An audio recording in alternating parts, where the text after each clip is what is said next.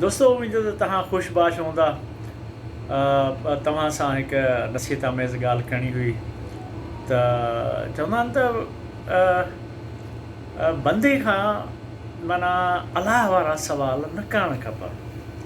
माना जेके सुवाल अलाह खे बंदे खां पुछणा आहिनि उहे सुवाल इंसान खां न पुछे।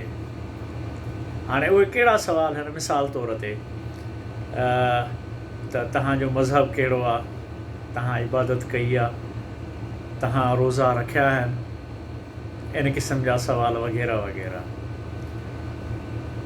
इंसान खां छो जो इंसान आहे हुनखे सिर्फ़ु इंसान वारा ई सुवाल करणु खपनि, पंहिंजी लेवल वारा सुवाल करणु खपनि, हुन खां हटी करे न करणु खपनि। इंसान खां हिन तरह जा सुवाल करणु खपनि। तव्हांखे का तकलीफ़ त कोन्हे? तव्हां मानी खाधी आहे? तव्हांखे कंहिं शइ जी ज़रूरत आहे न? इंसान खे इंसान खां सुवाल करण वारा सुवाल। बाक़ी मथियां जेके सुवाल मां टे ॿुधायो उहे त इंसान खे जेको आहे करण ई न खपनि। इंसान जो त उन में अमल दख़ल ई न आहे, उन में त ख़ालिक़ काइनात जो दख़ल आहे।